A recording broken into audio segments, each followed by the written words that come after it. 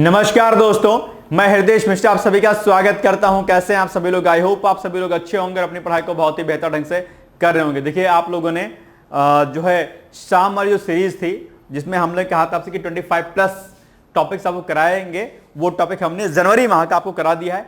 अगर आपने उसको नहीं देखा तो उसको देख लीजिएगा, शाम को हमने उसको रिलीज करवाया था। ठीक है, बहुत अच्छे क्वेश्चन है, उसको कर लीजिएगा एक बार।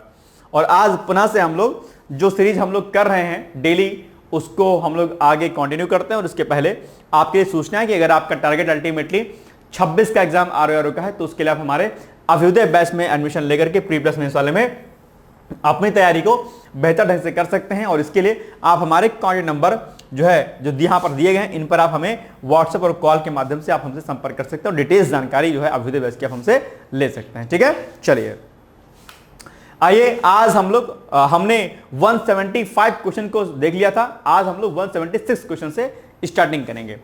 कॉप 30 सम्मेलन 2025 के संबंध में निम्नलिखित कथनों पर विचार कीजिए और कोड की सहायता से सही कथन का क्या करना है, आपको चयन करना है बॉस। ठीक है, चलिए नंबर 1, कॉप जो है कॉप 30 की मेजबानी ब्राजील ने की है। ठीक है, बिल्कुल सही बात है, ऐसा ही किया गया है। दूसरा, इसका आयोजन वेलेम शहर में हुआ है। ठीक है, बिल्कुल सही बात है।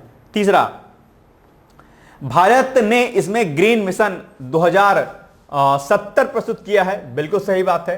चौथा, मुख्य विषय खाद्य सुरक्षा रहा है। नहीं, ये नहीं रहा है बॉस, ये 1, 2 और 3 रहा है, यानी कि option number B is the right answer. यानी कि इसका ऑप्शन क्या हो जाएगा आपके सामने, बी वाला हो जाएगा, जो कि आपके लिए क्या सबसे इंपॉर्टेंट है। ठीक है, चलिए, यानी कि कॉप 30 का आयोजन कब से कब तक होगा? इसका आयोजन होगा 10 से लेकर के 21 नवंबर 2025 के मध्य में होगा। यानी कि अभी आयोजन हुआ नहीं है, होने वाला है। ठीक है, बेलेम शहर में। और मेजबानी आपका ब्राजील कर रहा है और भारत ने ग्रीन मिशन 2017 इसका जो है मुद्दा रखेगा अपना इसी में। मुख्य विषय क्लाइमेट फाइनेंस और ऊर्जा परिवर्तन जो है रहेगा, इसका मुख्य विषय रहेगा। ठीक है। दूसरा, G20 शिखर सम्मेलन 2025 के संबंध में निम्नलिखित कथनों पर विचार कीजिए। इसकी मेजबानी कौन कर रहा है? दक्षिण अफ्रीका करेगा। ठीक बात है। अफ्रीका की आवाज को सशक्त करने का प्रस्ताव रखा गया। ठीक बात है।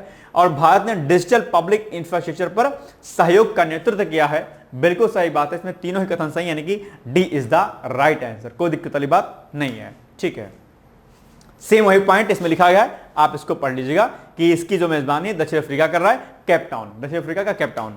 चलिए, नेक्स्ट क्वेश्चन आपके सामने 178 है।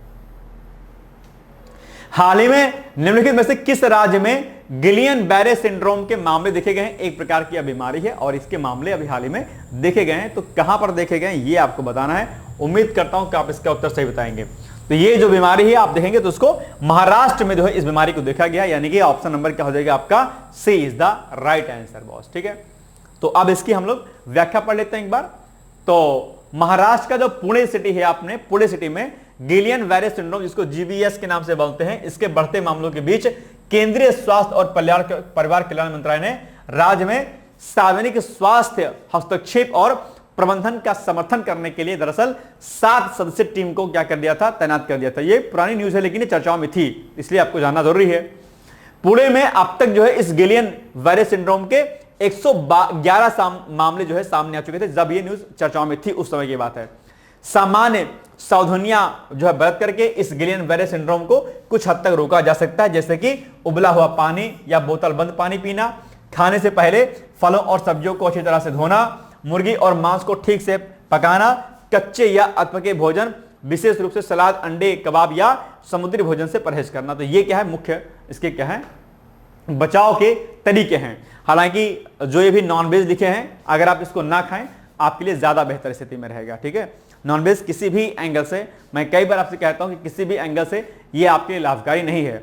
हालांकि नॉनवेज पर लोग बोलने पर क्या होते हैं, रोकते हैं, शक पकाते हैं, अरे नॉनवेज को कैसे मना कर दे बॉस। लेकिन नॉनवेज ना तो आपके मेंटल हेल्थ के लिए, ना ही आपके फिजिकल हेल्थ के लिए, किसी के लिए भी नहीं रिस्पॉन्सिबल है। सबसे बड़ी बात है कि हमारा जो इंटरनल ऑर्गन्स, जो हमारे इंटेस्टाइन, स्टमक, हमारा पैनक्रियाज, जो वक्कल कैविटी आदि है, जो टीथ है, हमारी जो टंग्स हैं, ये हमारे नॉनवेज के लिए क्या है, रिस्पॉन्सिबल नहीं है उनके लिए। ये हमारे पास क्या, उनके पास अधिकार नहीं है नॉनवेज खाने का। ठीक है, तो हमारे बॉडी स्ट्रक्चर और जो नॉनवेज खाने वाले जो एनिमल्स आदि होते हैं, उनके पूरे इंटरनल सिस्टम में और उनके अंदर जो जो केमिकल्स जो सीक्रेट होते हैं वो अलग अलग प्रकार के होते हैं बॉस, ठीक है। अब आजकल हालांकि डॉक्टर लोग बड़े कलाकार हो गए, अपने आप को एमबीबीएस और एमडी कहते हैं, वो भी कहते हैं नॉनवेज खाया करो।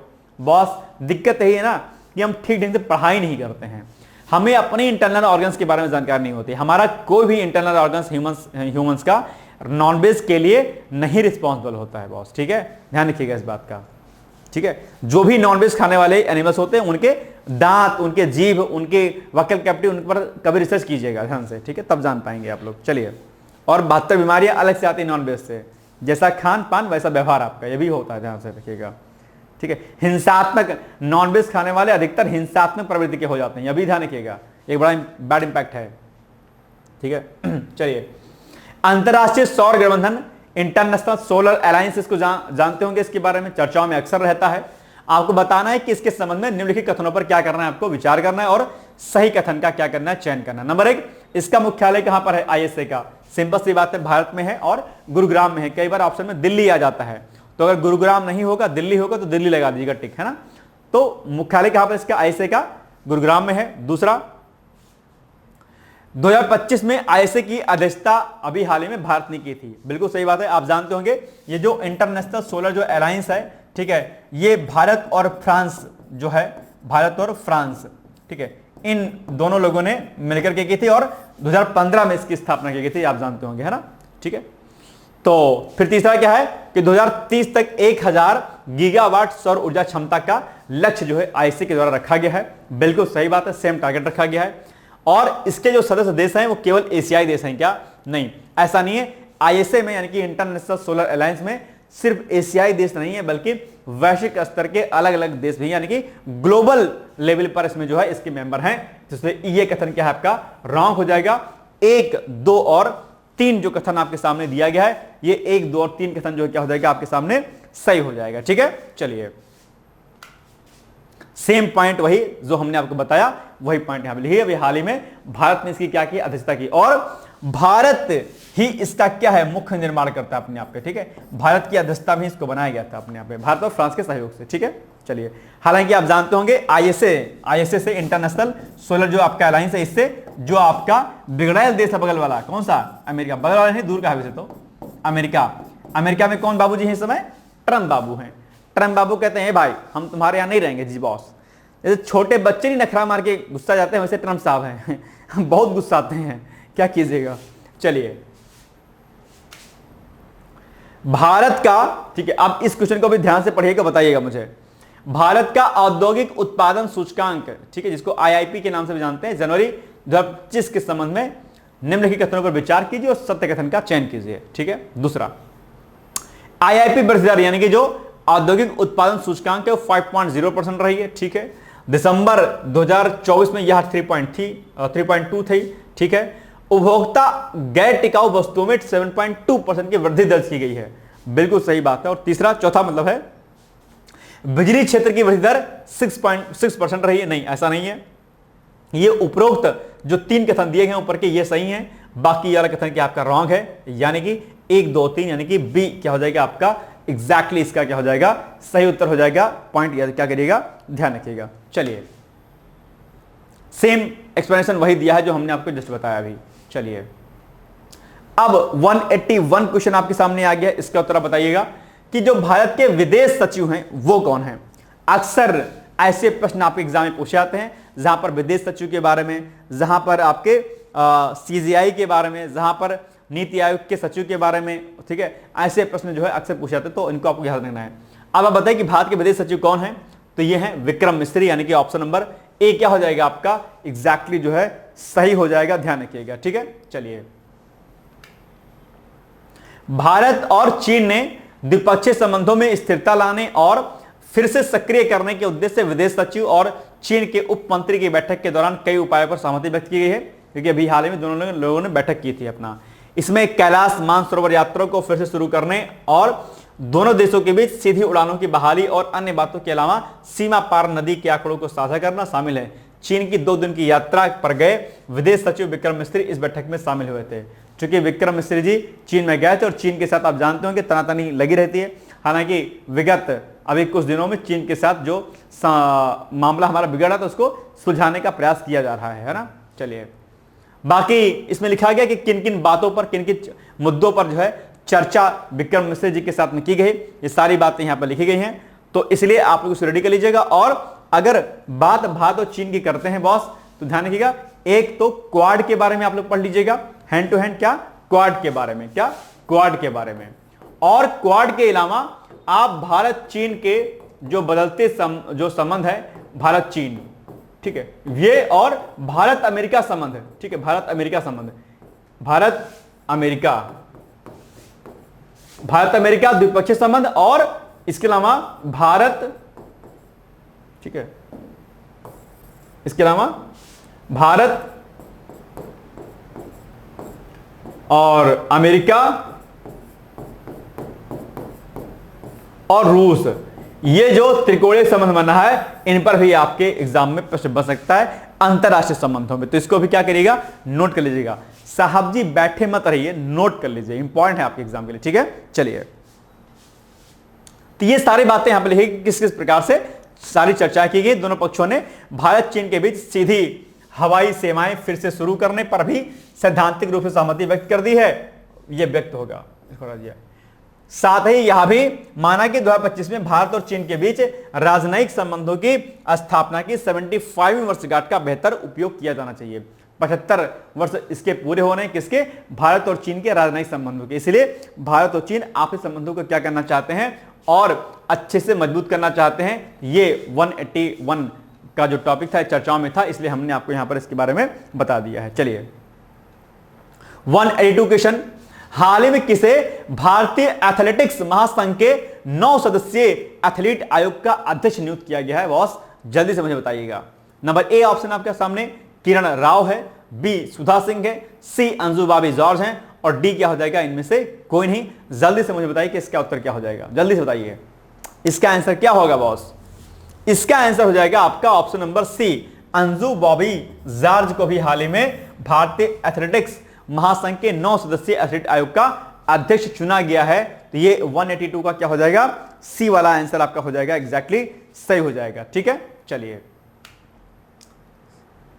यानी कि लंबी कूद की महान खिलाड़ी कौन, अंजू बाबी जॉर्ज को भारतीय एथलेटिक्स महासंघ के 9 सदस्यीय एथलीट आयोग का अध्यक्ष नियुक्त किया गया है। इंपॉर्टेंट पॉइंट है, जिसमें क्या है 6 महिलाएं हैं और भाला फेंक स्टार नीरज चोपड़ा सबसे प्रमुख पुरुष सदस्य हैं। 2003 विश्व चैंपियनशिप की कांस्य पदक विजेता अंजू FFI में वर्ष उपाध्यक्ष भी रह चुकी हैं, और इस वर्ष की अंतरराज्यीय सीनियर चैंपियनशिप 20 से 24 अगस्त तक चेन्नई में आयोजित किया जाएगा। तो इसके बारे में जानकारी आपको दी गई है, ये हालांकि हो चुका है, बीत चुका है, ठीक है।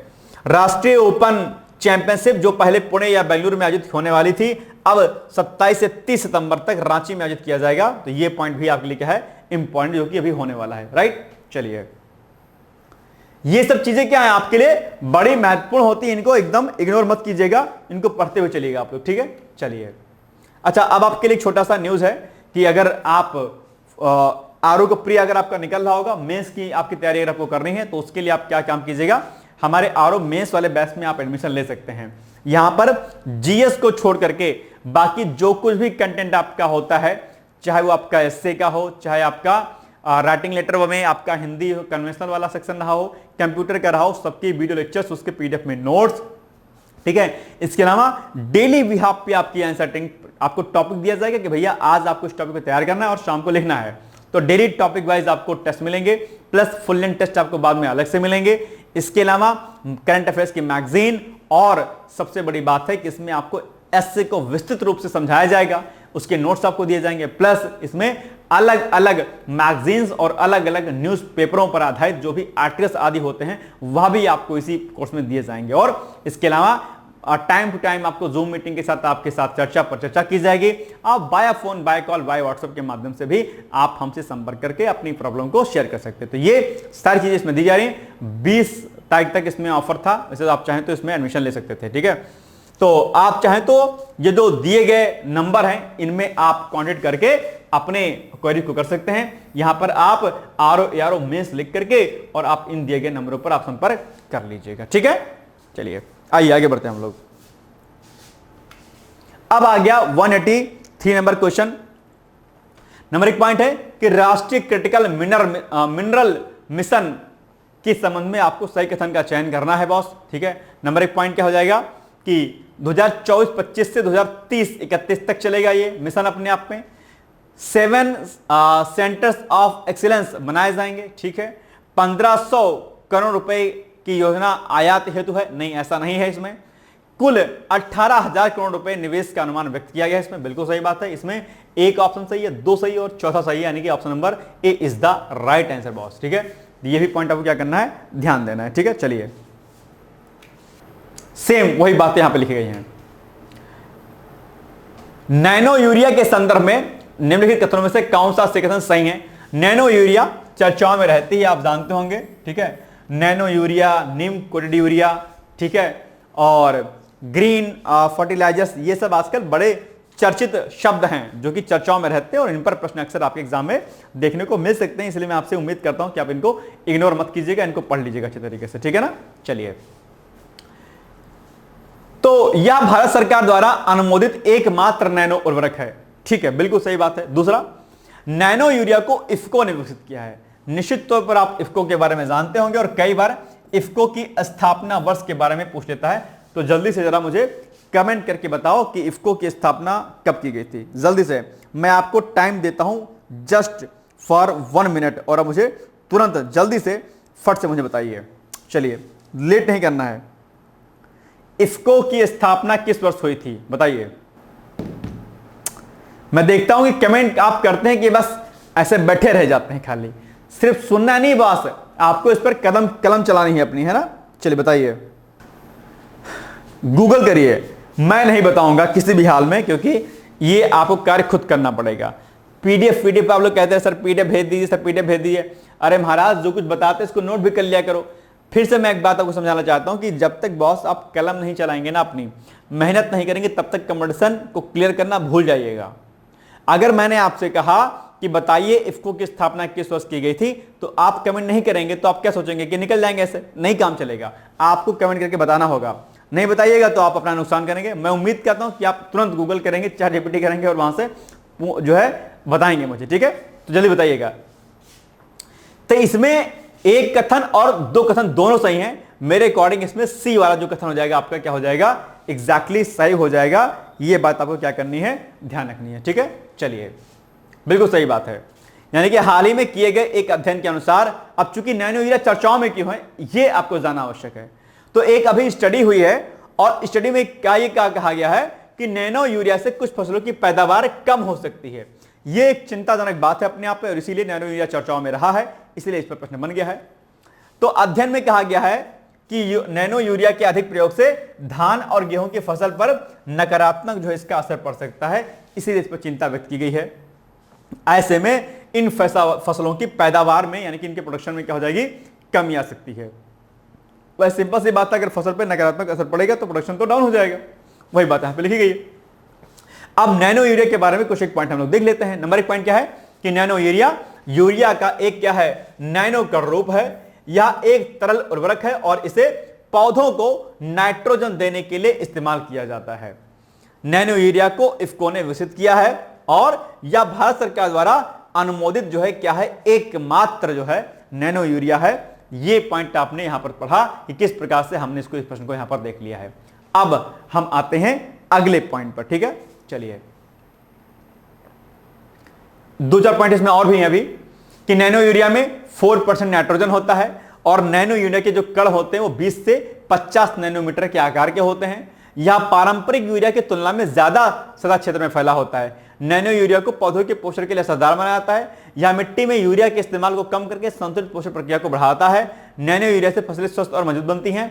नैनो यूरिया का इस्तेमाल पौधों की पत्तियों पर छिड़क कर किया जाता है। तो ये कुछ पॉइंट नैनो यूरिया के बारे में थे।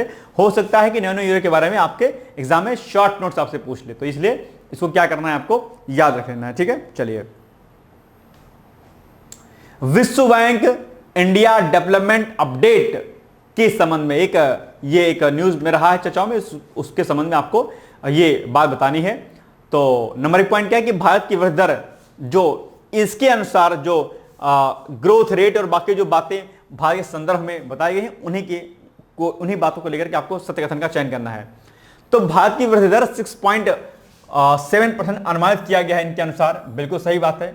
शिक्षा और स्वास्थ्य में निवेश पर जोर दिया गया है, बिल्कुल सही बात है। वित्तीय घाटा शून्य हो गया है, नहीं बॉस ऐसा थोड़ी ना हो जाएगा, ऐसा कैसे हो जाएगा, नहीं है, डाउन, गलत है ये अपने आप में। रिपोर्ट जो है ये जो आई है ये वर्ल्ड बैंक ने जारी किया है, बिल्कुल सही बात है। तो 1, 2 और 4 सही, यानी कि option number A is the क्या राइट आंसर, याद रखिएगा इस बात को भी, ठीक है। चलिए सेम पॉइंट वही, हाल ही में निम्नलिखित में से कौन सा एक युग्म जो है सही सुमेलित नहीं है।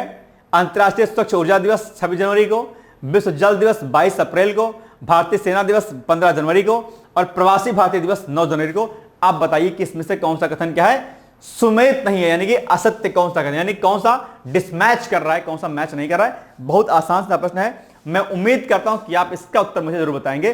जल्दी से आप कमेंट करिए, मुझे आपके उत्तर का क्या है इंतजार है। बहुत अच्छा प्रश्न है, और ऐसे प्रश्न से अब पहले क्या होता था कि केवल एक दिवस के बारे में प्रश्न पूछ लेता था, अभी इसमें क्या है 4 दिवस और उसकी डेट पूछ लिया आपसे। बताइए क्या होगा इसका एग्जैक्टली उत्तर। मैं आपसे अपेक्षा करता हूं कि आप इसका उत्तर मुझे जरूर बताएंगे।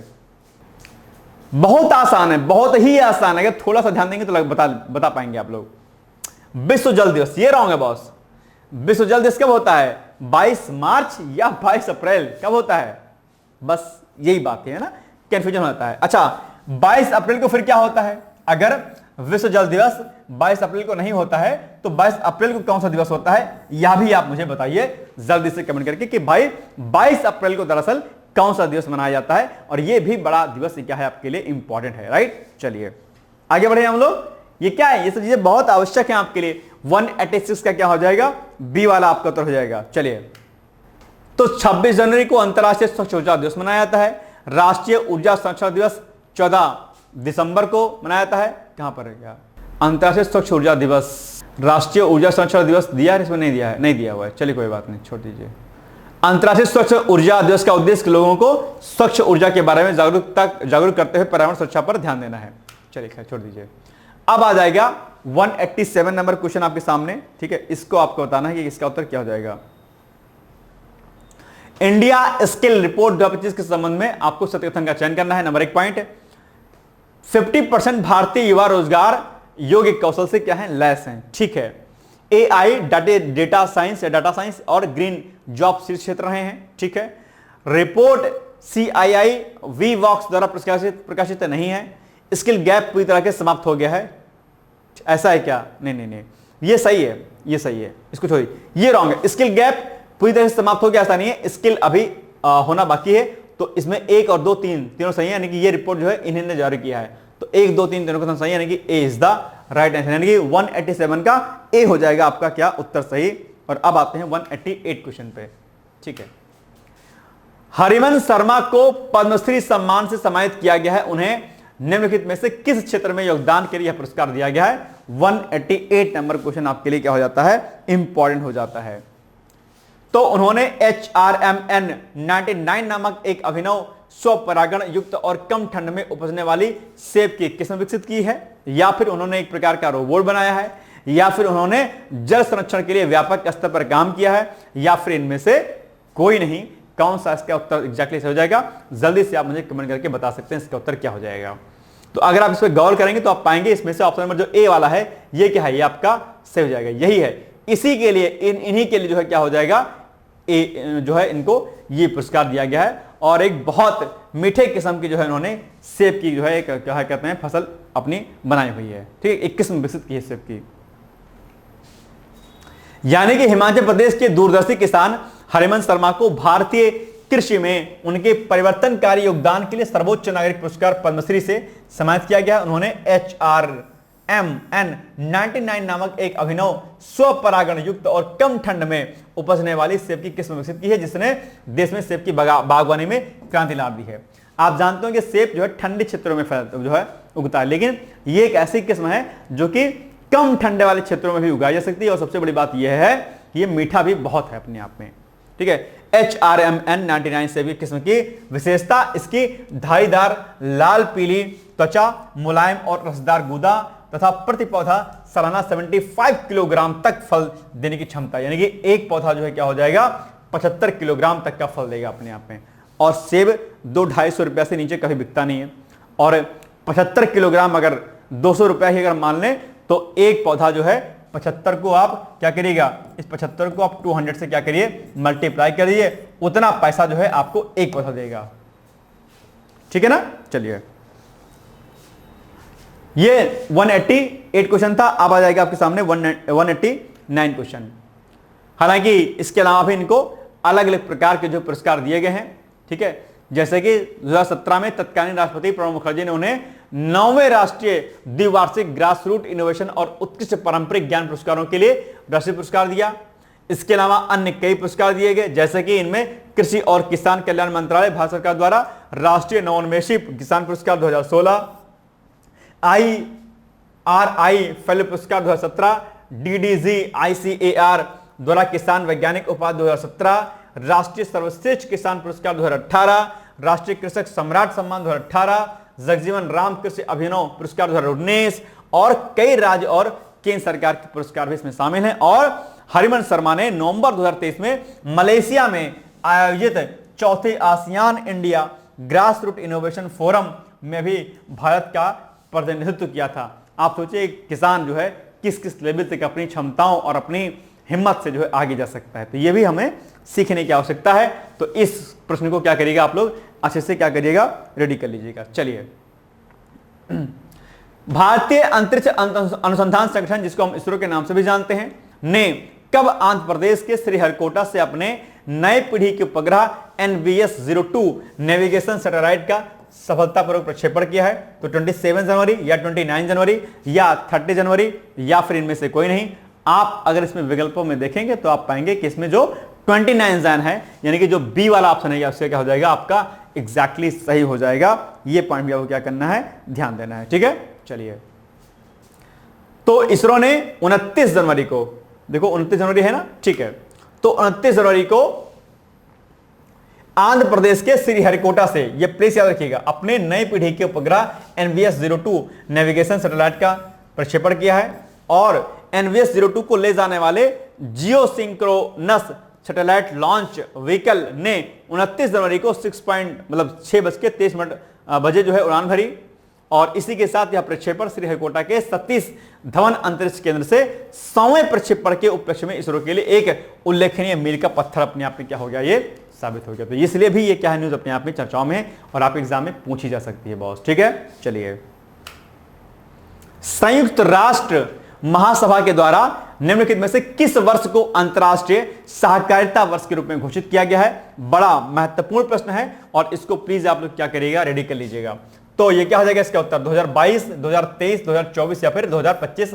जल्दी से इसका उत्तर आप लोग मुझे बताइए कि इसका एग्जैक्टली उत्तर क्या हो जाएगा। जल्दी से मुझे बता सकते हैं आप लोग इसका उत्तर क्या होगा। किस वर्ष को जो है सरकार ने, मतलब संयुक्त राष्ट्र महासभा ने अंतर्राष्ट्रीय सहकारिता वर्ष के रूप में घोषित किया है?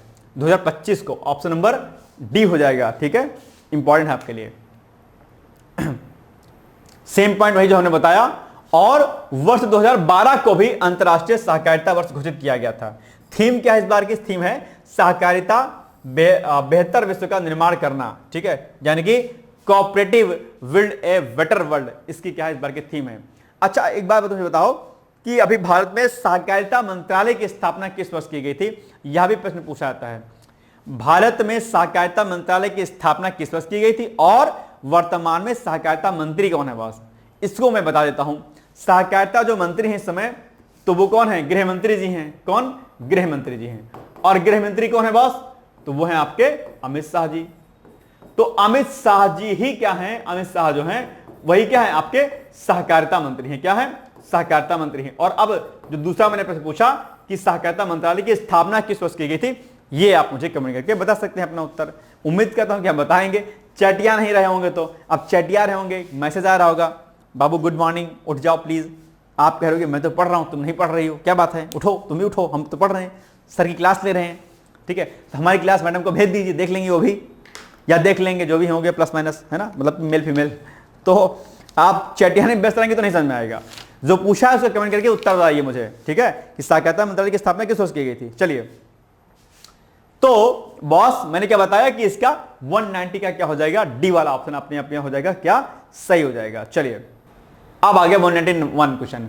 केंद्रीय वाणिज्य और उद्योग मंत्री श्री पीयूष गोयल ने जनवरी के अंतिम सप्ताह में किस देश की यात्रा की थी बॉस? बताइए। यह भी बहुत अच्छा प्रश्न है आपके एग्जाम के लिए। बताइए साहब जी क्या हो जाएगा उत्तर इसका? ये सब प्रश्न क्या है, बड़े महत्वपूर्ण है भैया जी लोग, है ना? बताइएगा इसको। 191 का क्या हो जाएगा उत्तर? इसका बी हो जाएगा। ओमान की यात्रा की थी जहां तक मुझे लगता है, संभवतः ओमान ही होगा। ओमान ही है ना, है ना? ठीक है, ओमान ही है। ठीक है, एग्जैक्टली 191 का क्या हो जाएगा? B is the right answer हो जाएगा। ठीक है, चलिए।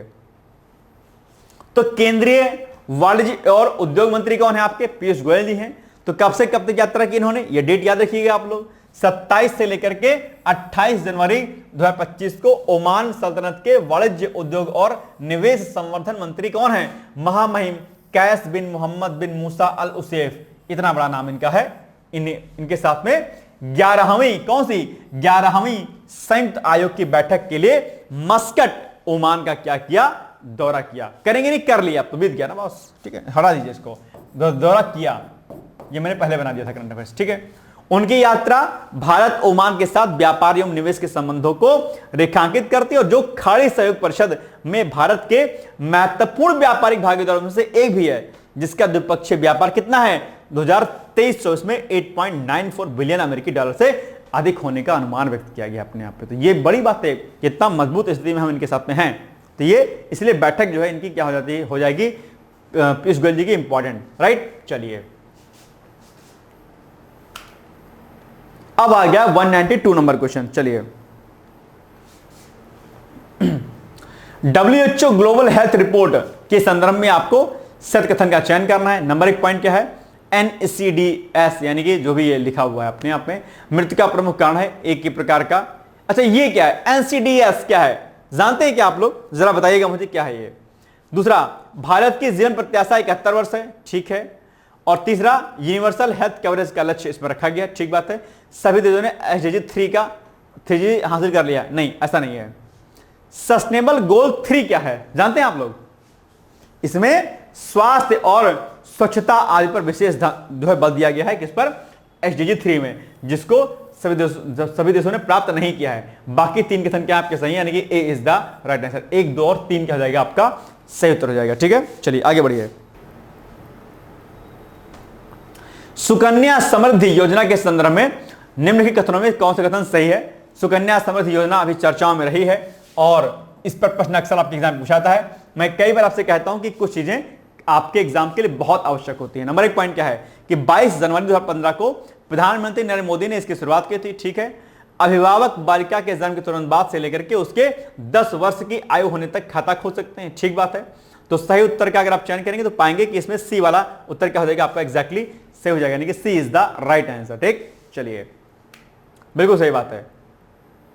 क्यों चर्चाओं में रहा है सुकन्या समृद्धि योजना? क्योंकि अभी हाल ही में इसके 10 साल इसके क्या हो गए हैं, पूरे हो गए, और इसीलिए सुकन्या समृद्धि योजना क्या है, चर्चाओं में रहा है। यानी कि बेटी बचाओ बेटी बढ़ाओ अभियान के रूप में 22 जनवरी 2015 को, याद रखिएगा डेट, 22 जनवरी 2015 को प्रधानमंत्री नरेंद्र मोदी ने इसकी शुरुआत की थी। यह दूरदर्शी योजना वित्तीय सुरक्षा और सामाजिक सशक्तिकरण यानी कि सोशल इंपावरमेंट के रूप में इसको जाना जाता है। 22 जनवरी 2025 को सुकन्या समृद्धि योजना के 10 वर्ष क्या हो गए हैं, पूरे हो गए। क्योंकि भैया सिंपल सी बात है कि 2015 में इसकी शुरुआत हुई थी, तो 15, 10, 25, तो 22 जनवरी 2025 को सुकन्या समृद्धि योजना के 10 साल पूरे हो गए हैं। ठीक है, जो परिवारों को अपनी बेटियों के उज्जवल भविष्य में निवेश करने के लिए क्या करता है, प्रोत्साहित करता है। यानी कि अपने बच्चों के लिए आप इसका जो है इसका उपयोग कर सकते हैं। तो ये क्वेश्चन नंबर कौन सा आपका 193 क्वेश्चन है। ध्यान रखिएगा कि इस पर प्रश्न आपके एग्जाम में पूछा जा सकता है, इसलिए इसको बिल्कुल इग्नोर आपको नहीं करना है। इस योजना के तहत जो है 2024 तक जो है 4.1 करोड़ से अधिक सुकन्या समृद्धि खाते खोले जा चुके हैं, जो न केवल एक संख्या का प्रतीक है बल्कि भारत में प्रत्येक बालिका के लिए एक समान और आशाजनक बल के निर्माण की दिशा में एक आंदोलन भी है अपने आप में। अभिभावक बालिका के जन्म के तुरंत बाद से लेकर के उसके 10 वर्ष की आयु होने तक खाता खोल सकते हैं। और इसकी शुरुआत की अगर हम बात करें तो न्यूनतम आप जो है क्या कर सकते हैं, 250 रुपए की प्रारंभिक जमा राशि से लेकर के होती है और बाद में जमा राशि 50 रुपए के गुणकों में की जा सकती है। बशर्ते कि एक वित्तीय वर्ष में कम से कम 250 रुपए जमा जरूर किए जाएं। तो ये पहल क्या है अपने आप में बहुत अच्छी है। इससे जो लोग हम लोग महिलाओं को जो है नहीं चाहते कि हमारे घर में बेटियां हों, तो ये एक अच्छी बात है कि हमारी सोच जो है बदलनी चाहिए इसको लेकर के। कुल वार्षिक जो सीमा है वो एक कितनी है, इकाई, दहाई, सैकड़ा, हजार, 10,000, लाख, मतलब कि इतनी अमाउंट तक सीमित है। किसी भी अतिरिक्त राशि पर ब्याज नहीं मिलेगा और इसे वापस कर दिया जाएगा। खाता खोलने की तारीख से 15 साल तक की अवधि के लिए धनराशि जमा की जा सकती है। तो यही पॉइंट अगली क्या है, सुकन्या समृद्धि योजना के तहत है ये। आगे बढ़े हम लोग। अब आ गया आपका 194 नंबर क्वेश्चन। इसका आपको बताना है, भारत रक्षा निर्यात के संबंध में आपको सत्य कथन का चयन करना है। तो ऑप्शन नंबर ए है आपका। लक्ष्य क्या है इसका, 10 बिलियन अमेरिकी डॉलर रखा गया है, ठीक है। एमएसएमई की भागीदारी बढ़ाई गई है, ठीक बात है। निर्यात केवल मिसाइल तक सीमित है, नहीं बॉस, ऐसा बिल्कुल भी नहीं है। और मित्र देशों को तकनीकी हस्तांतर का प्रावधान करना है, बिल्कुल सही बात है। तो एक सही है, 2 सही और आपका 4 सही, यानी कि ऑप्शन नंबर क्या हो जाएगा आपका, ए हो जाएगा। इसका एग्जैक्टली सही उत्तर हो जाएगा, ठीक है। चलिए आगे, भारत की राष्ट्रीय फार्मा नीति 2025 के संबंध में, नई जो राष्ट्रीय फार्मा हमारी नीति है उसके संदर्भ में आपको बताना है कि इसका उत्तर क्या हो जाएगा, सही हो जाएगा। नंबर 1, नीति में एक्टिव फार्मास्यूटिकल, ठीक है, इंग्रेडिएंट्स के घरेलू उत्पादन को प्रोत्साहन दिया गया है। हाँ बिल्कुल दिया गया है, ठीक है। 2025 में नीति में डिजिटल फार्मा सप्लाई चेन पर जोर दिया गया है, बिल्कुल सही बात है। यह केवल निजी कंपनियों पर लागू होता है, नहीं भाई साहब, ऐसा तो बिल्कुल भी नहीं है। चौथा, नीति में R&D जैव फार्मा पर फोकस किया गया है, बिल्कुल सही बात है। तो आप पाएंगे तो 1 सही है, 2 सही और 4 सही, यानी कि option number B is the right answer, यानी कि 195 का क्या हो जाएगा, बी हो जाएगा सही उत्तर, ठीक है। चलिए इसमें क्या हुआ है, इसमें इस नीति में सभी कंपनियों, चाहे वो निजी कंपनी हो चाहे वो सार्वजनिक कंपनियां हो, सब पर फोकस किया गया है इसमें, ठीक है। चलिए, भारत सरकार की पीएम सूर्य घर फ्री इलेक्ट्रिसिटी जो स्कीम है आपकी, ठीक है, इसके संदर्भ में आपको मतलब कि प्रधानमंत्री सूर्य मुफ्त बिजली हर घर जो योजना है उसके बारे में आपको बताना है। प्रधानमंत्री सूर्य मुफ्त बिजली हर घर योजना, उसके संबंध में आपको यहां पर क्या करना है, सत्य कथन का चयन करना है। 196 का आंसर आपको बताना है कि क्या हो जाएगा इसका उत्तर एग्जैक्टली। यह योजना,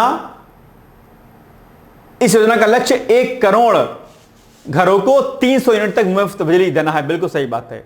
यह योजना पूरी तरह केंद्र सरकार द्वारा फंडेड है, ऐसा है क्या, नहीं ऐसा नहीं है, स्टेट गवर्नमेंट भी इसमें सहायता कर रही है। योजना में ग्रिड से जुड़े सौर संयंत्र लगाए जाएंगे, ठीक बात है।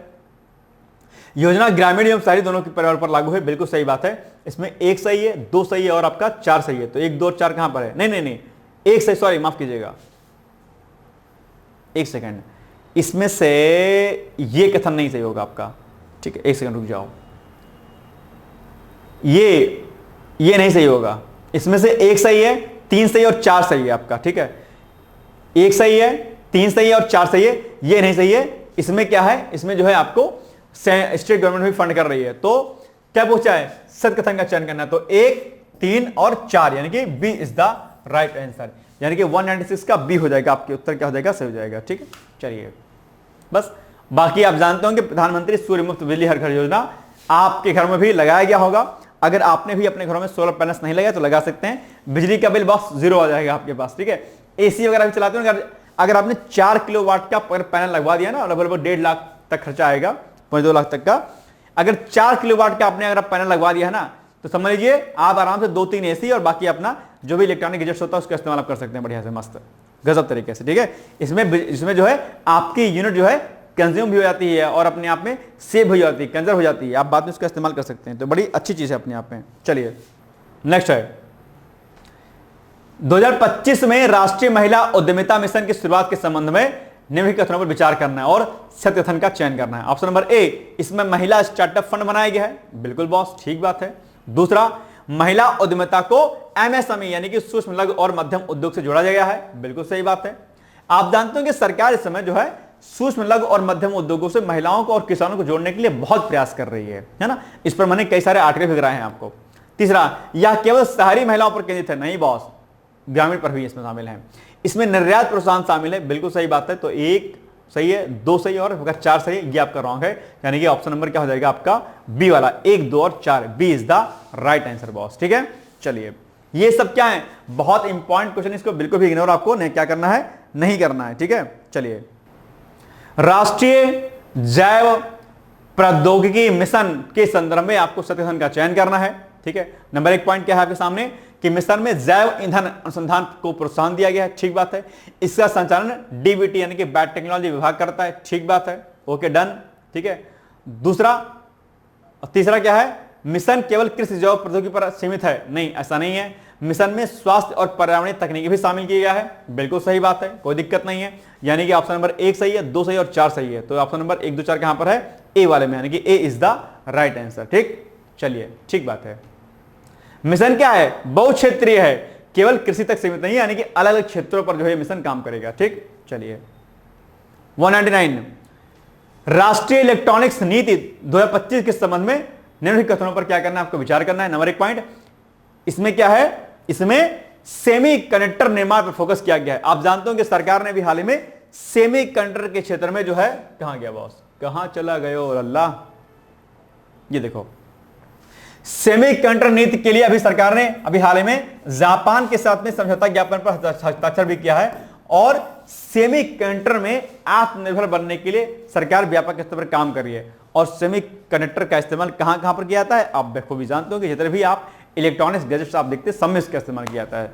ठीक है, नीति का लक्ष्य 2030 तक 300 बिलियन अमेरिकी डॉलर इलेक्ट्रॉनिक्स उत्पादन करना है, बिल्कुल सही बात है। तीसरा, यह केवल मोबाइल निर्माण तक सीमित है, नहीं भाव, सेमीकंडक्टर का इस्तेमाल तो हर जगह हर इलेक्ट्रॉनिक गैजेट में किया जाता है, तो केवल फोन तक ही हम सीमित क्यों रहेंगे, जब हमने जापान के साथ समझौता भी हाल ही में किया हुआ है। आप जानते हो कि पीएम मोदी गए भी थे वहां पे जापान में, और वहां पर कई सारे मुद्दों पर बातचीत की गई इसको लेकर के।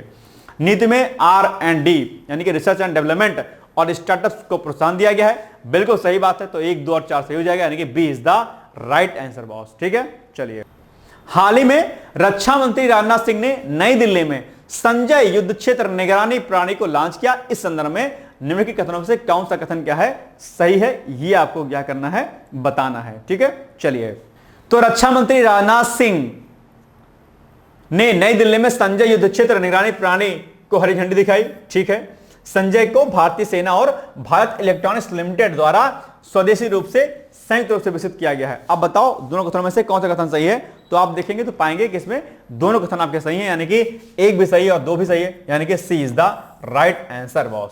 ठीक है, अब इसकी व्याख्या हम लोग देख लेते हैं थोड़ा सा। तो संजय सिस्टम अभी चर्चाओं में रहा है, क्या है ये, कैसे कैसे, आज इसके बारे में हम लोग एक बार पढ़ लेते हैं डिटेल्स में।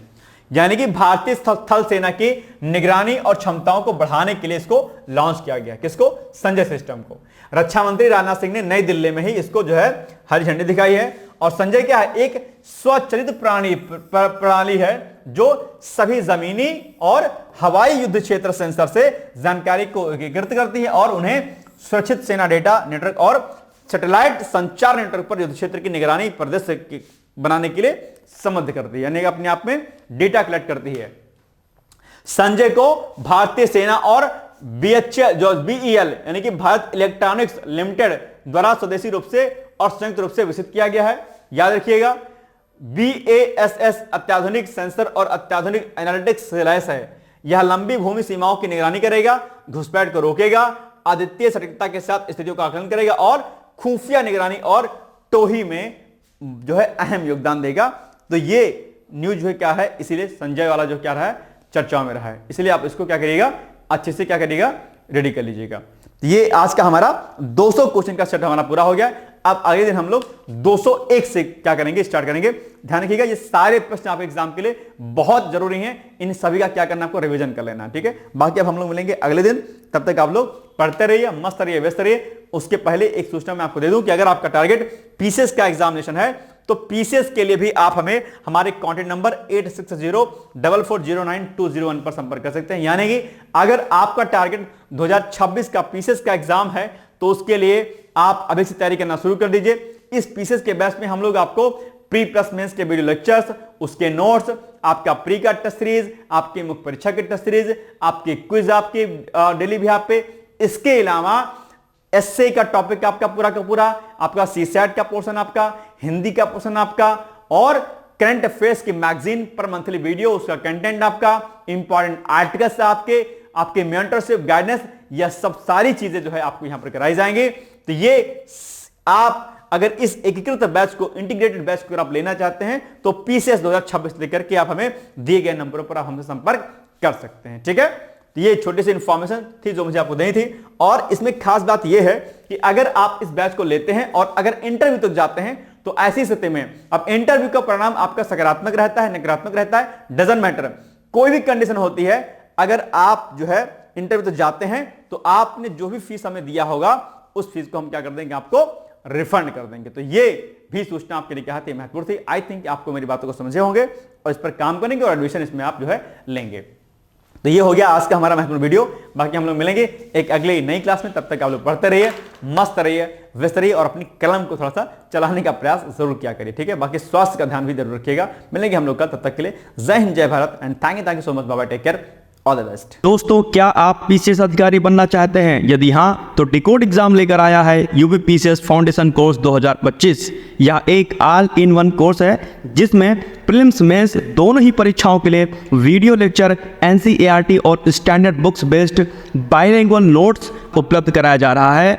इस कोर्स में प्री और मेंस के सभी प्रीवियस ईयर क्वेश्चंस पेपर भी वीडियो लेक्चर के माध्यम से कोर्स में सम्मिलित होंगे। साथ ही साथ में कोर्स का कंटेंट गुणवत्तापूर्ण होने के साथ ही साथ एग्जाम ओरिएंटेड है, जिससे कोर्स लेने वाले स्टूडेंट्स को कोई भी बाहरी पुस्तक या नोट्स पढ़ने की आवश्यकता न पड़े। इस कोर्स में प्रीलिम्स और मेंस के टेस्ट सीरीज तथा आंसर राइटिंग प्रोग्राम भी शामिल है, जिसके साथ ही साथ टेलीग्राम ग्रुप में रेगुलर टॉपिक वाइज टेस्ट कराए जाएंगे। इसके साथ ही सीसेट, निबंध तथा सामान्य हिंदी की अतिरिक्त कक्षाएं भी चलाई जाएंगी तथा हमारे कोर्स से परीक्षा में सफल होकर इंटरव्यू देने वाले विद्यार्थियों को इंटरव्यू की भी तैयारी कराई जाएगी और अंतिम परिणाम कुछ भी हो, पूरी फीस उन्हें रिवार्ड के स्वरूप जो है वापस कर दी जाएगी तथा अगले बैच में उन्हें निःशुल्क प्रवेश प्रदान किया जाएगा। उल्लेखनीय है कि डिकोड एग्जाम एक संस्थान के रूप में 5 वर्ष के अपने सफल कार्यकाल में अब तक 55 से अधिक विद्यार्थियों को विभिन्न परीक्षाओं में अंतिम सफलता दिलाने में अपना सफल योगदान दे चुका है। इस कोर्स की फीस 15,000 रुपये निर्धारित की गई है, लेकिन पहले प्रवेश देने वाले 100 विद्यार्थियों को 3,000 रुपये की विशेष छूट दी जा रही है। और अधिक जानकारी के लिए हमारे संस्थान के नंबर 6307495944 पर संपर्क करें।